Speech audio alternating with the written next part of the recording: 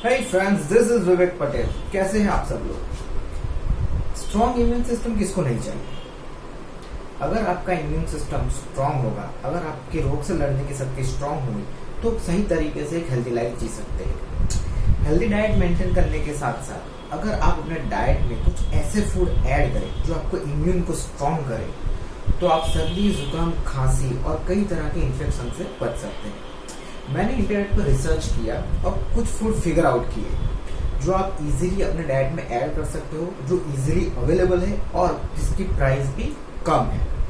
तो ऐसे कुछ फूड फिगर आउट किए जो आप अपने डाइट में ऐड कर सकते हो। तो इस वीडियो को देखने के बाद सबसे पहला आपका काम ये रहेगा, आपको किचन में जाना है, देखना है कि कौन कौन से फूड अवेलेबल है और कौन कौन से फूड अवेलेबल नहीं है। जो नहीं अवेलेबल है उसका लिस्ट बनाइए और नजदीकी ग्रोसरी स्टोर से जाके उसको खरीदिए। स्टार्ट करने से पहले चैनल को सब्सक्राइब जरूर कीजिए।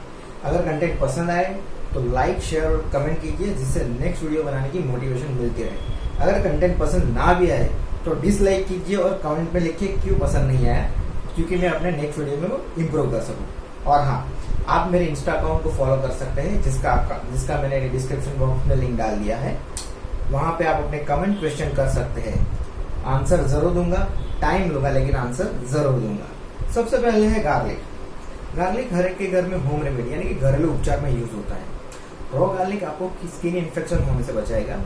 गार्लिक की प्रॉपर्टीज ऐसी है जिससे आप बैक्टीरिया, वायरस और फंगी से लड़ सकते हैं। सेकंड है हनी।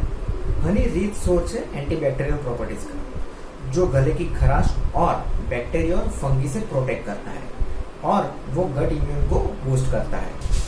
थर्ड है मशरूम। मशरूम में सेलेनियम और बी विटामिन, रिबोफ्लाविन और नियासिन होते हैं। सेलेनियम आपको फ्लू इन्फेक्शन से प्रोटेक्ट करता है और रिबोफ्लाविन और नियासिन आपके हेल्दी इम्यून सिस्टम के लिए जरूरी है। फोर्थ है चिकन सूप। चिकन सूप में vitamin A, C, magnesium, phosphorus, keratin और एंटीऑक्सीडेंट होते हैं। ये आपको स्ट्रॉन्ग इम्यून सिस्टम बनाने में और वायरस से फाइट करने में हेल्प करते हैं। प्रोटीन, एमिनो एसिड प्रोवाइड करते हैं जो एंटीबॉडी बनाते हैं, जो इन्फेक्शन से फाइट करने के लिए जरूरी है।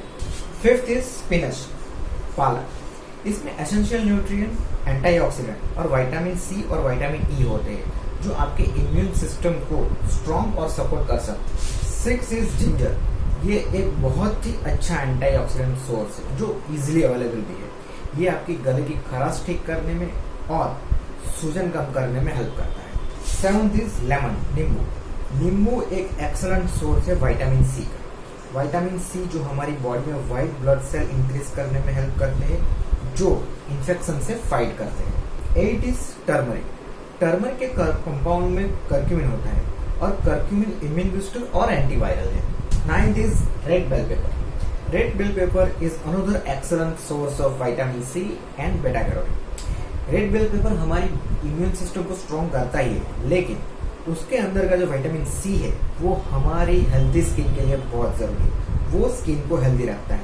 और बेटा कैरोटीन जो हमारी बॉडी विटामिन ए में कन्वर्ट करती है, वो आई और स्किन हेल्थ के लिए बहुत जरूरी है। तो ये थे कुछ ऐसे फूड जो आपकी इम्यून सिस्टम को स्ट्रॉन्ग और पहले से बेहतर कर सकते हैं, जिससे आप इन्फेक्शन से फाइट कर सकें।